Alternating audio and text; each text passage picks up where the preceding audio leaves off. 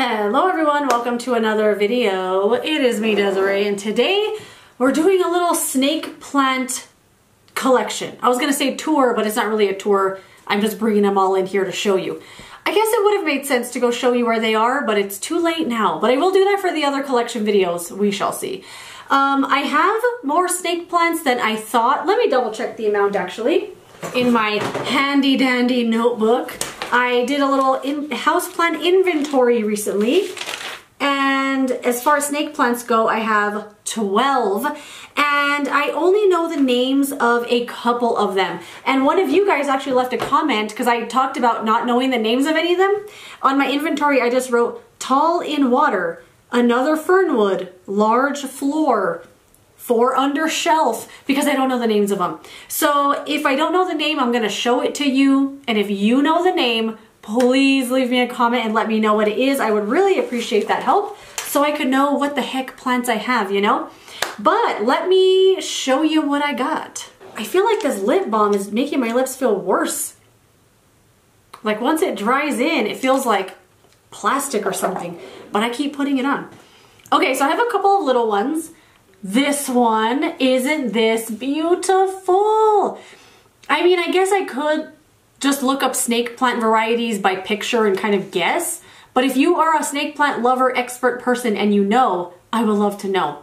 I really like these ones that kind of grow like this, like as a little bouquet of leaves. I think it's so cute. And you know, I never used to be a snake plant appreciator. I always found them so boring, so blah, so basic, you know, like an old pothos.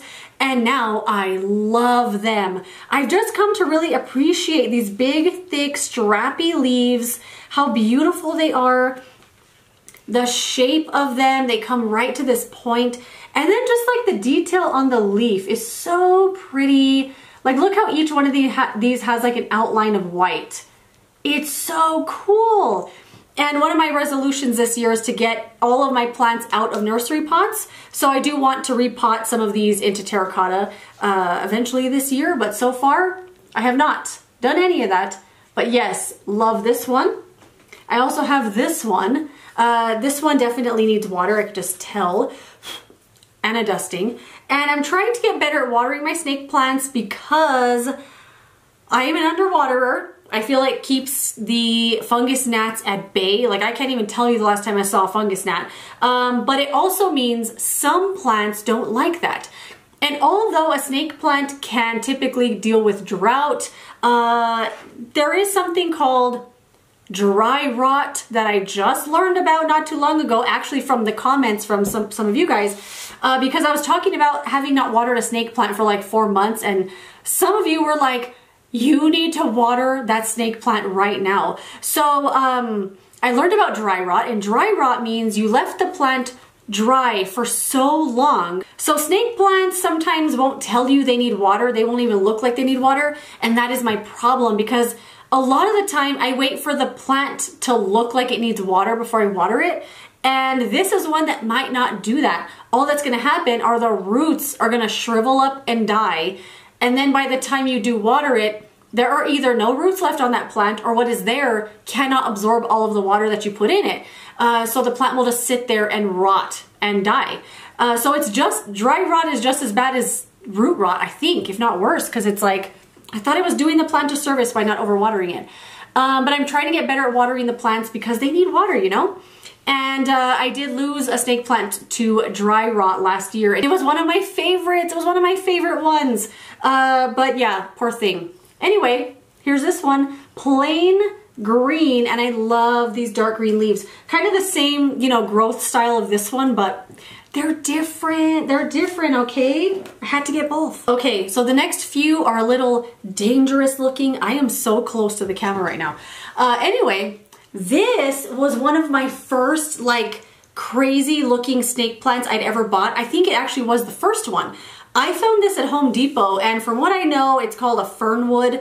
I do have this in terracotta, and this one has grown a lot since I got it. But I had it in some nice light. Now, I don't really have it in that nice of a light. It kind of just gets whatever light is naturally in the house. It's not sitting in front of a window or anything like that. So it hasn't grown exponentially since then, but it has put out a ton of little tiny babies. Some of these have gotten really long, but I love this one. I love those like tiger striped kind of leaves. I don't know if you even call these leaves, but it's really, really cool.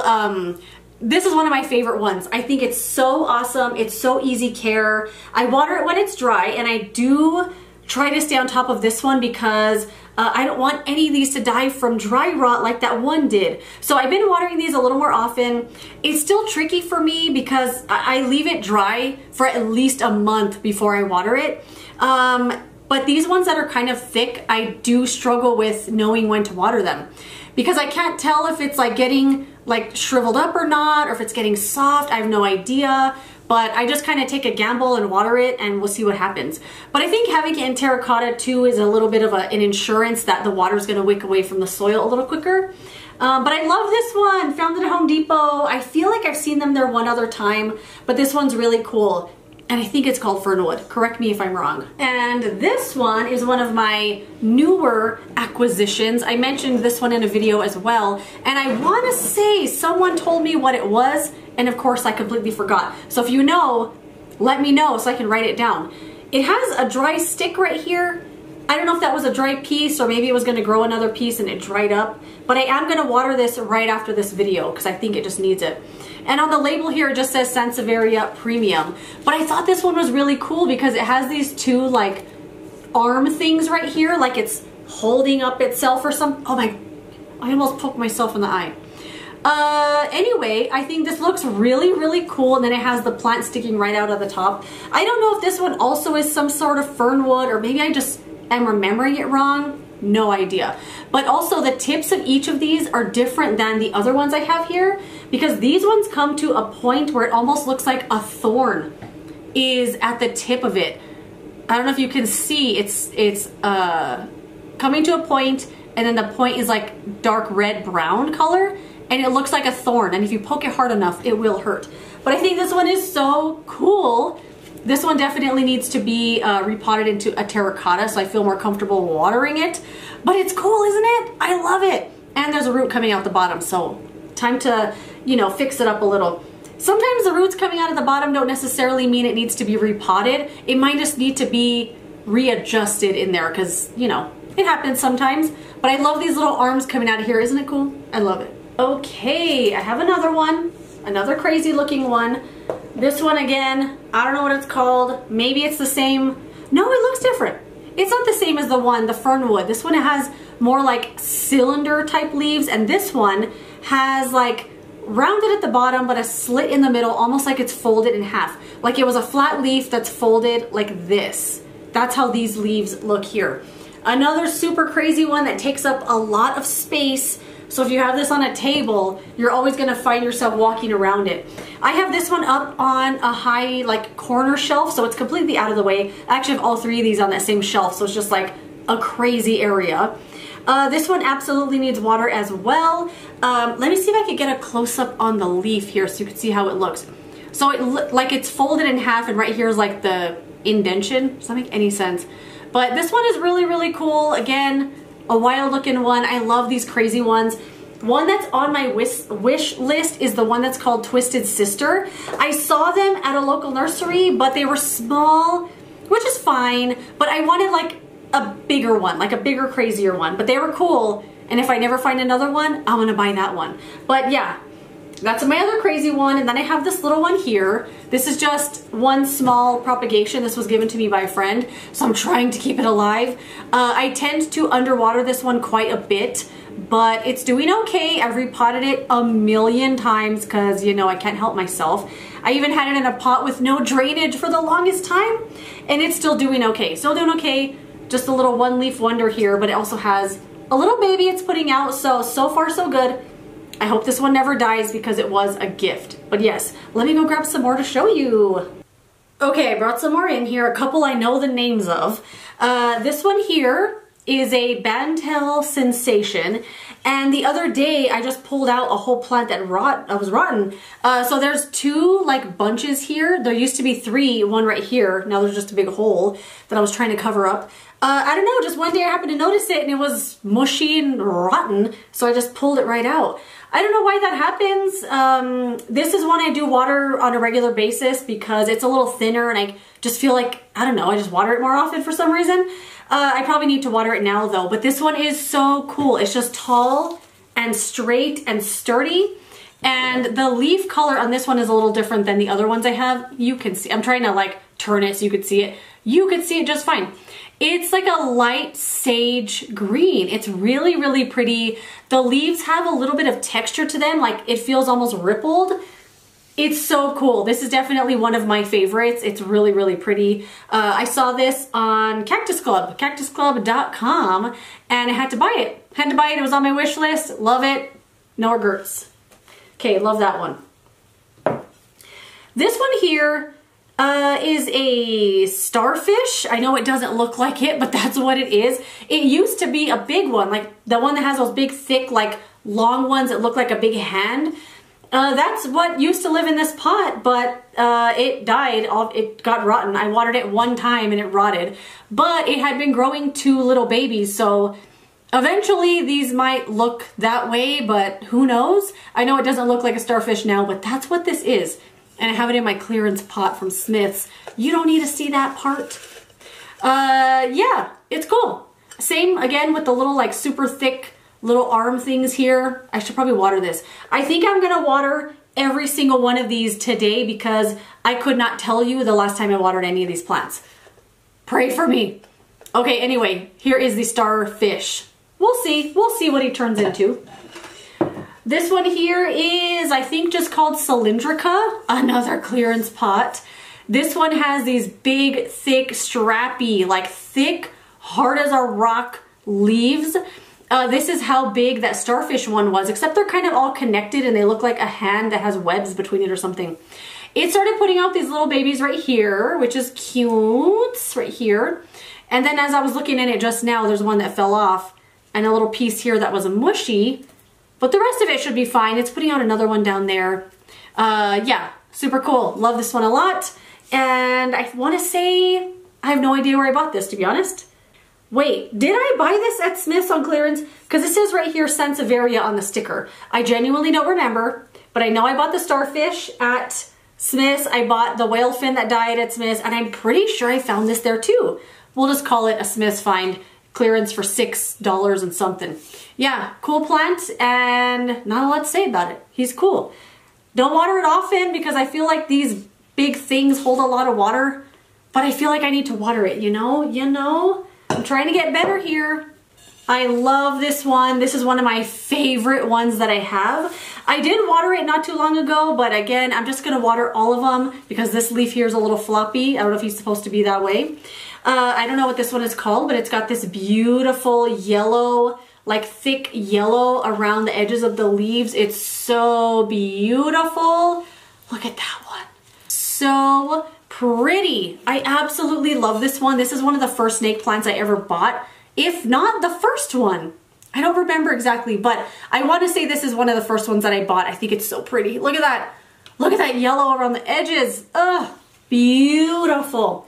If you don't like snake plants, if you were like me and used to think snake plants are basic and boring, just go look at one. Pick one up, hold it in your hands, look at how beautiful the leaves are, how the leaf just stands up straight on its own.